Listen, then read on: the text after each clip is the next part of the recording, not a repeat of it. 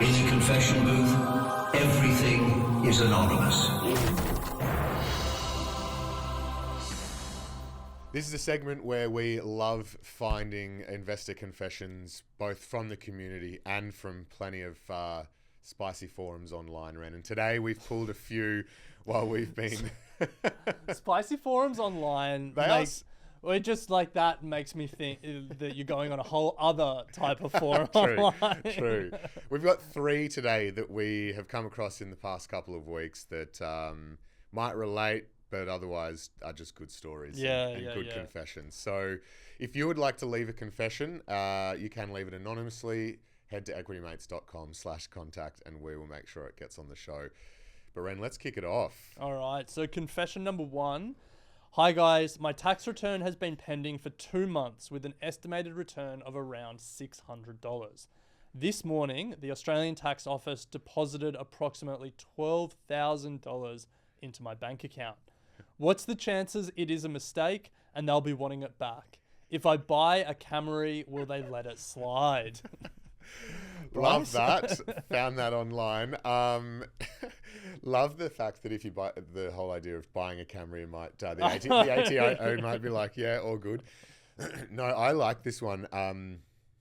This actually happened to me in university. Really? Not from the ATO, but in a role previous to university. I used to work in a corporate job or at a corporate.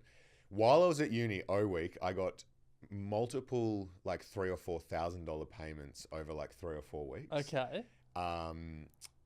Stoked because it always happened at the end of uni night. So I'd come back from the pub, thousands in my account to the tune of like 9 or 10 grand. Wow. And I asked one of the law students, what's the deal? And he said, if there's a period of time where they don't ask for it back, it kind of legally becomes yours. It's quite a long period. Only if you've gone to them as well and been like, hey, here's the deal. So I was going to say, you're speaking to a law student in the first week of uni. At the pub. And I reckon I know who you'd ask. No. He was 3rd or 4th. Oh, was it? Okay. No, it wasn't our friends. But I also emailed them and I said, hey, this has happened. They said they'd look into it, blah, blah, blah. Never happened. And I inevitably spent it all on it. Oh, you kept it? Yeah. Oh. Kept the whole lot. They never asked for it.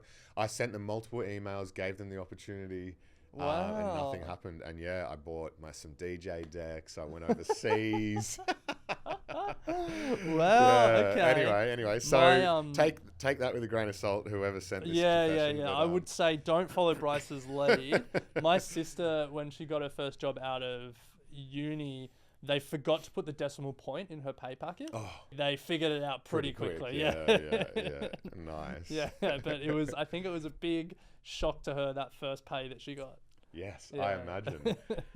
Nice. All right, one more confession. This is a bit of a longer one, so bear with me. Back in college, I had a stable part-time job for quite a while, and hence I had a pretty decent credit score for a college student.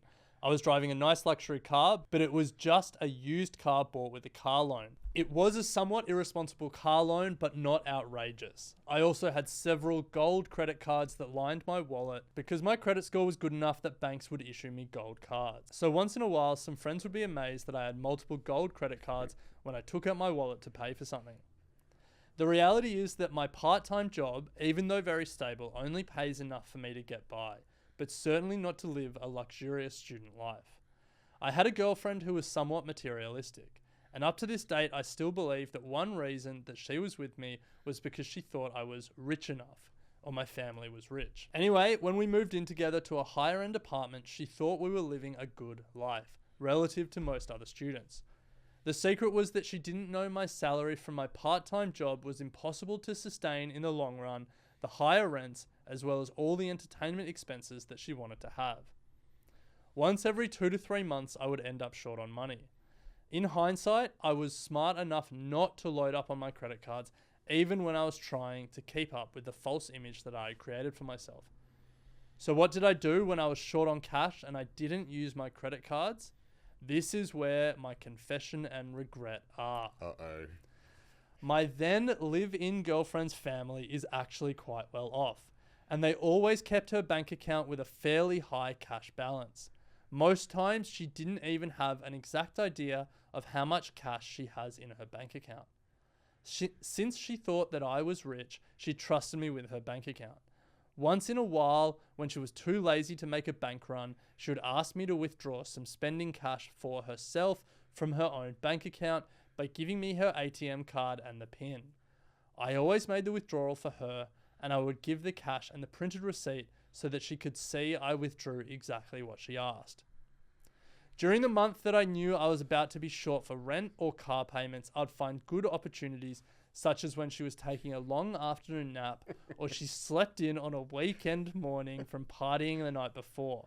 I took her ATM card from her purse and went to withdraw a few $100s from her bank account. At the time, I justified it by telling myself that she didn't pay rent or food when we lived together. Still, deep down inside me, I knew I was stealing from her, period. I stole from her bank account, on average, about once every 2 to 3 months during the 2 years we lived together.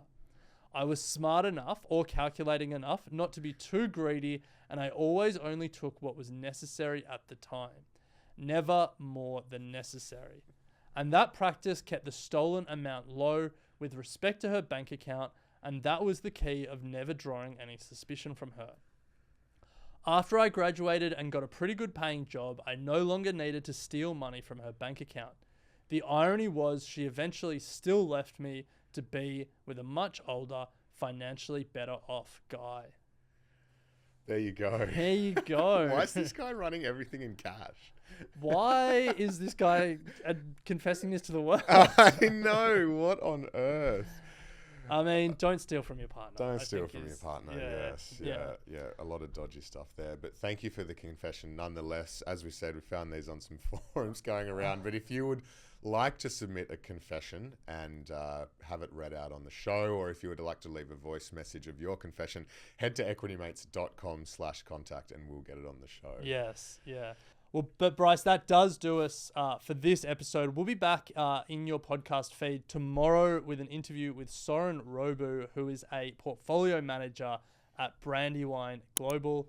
But until then, thanks for listening. I will say this about investing. Everything you do learn is cumulative. What I learned at 20 is useful.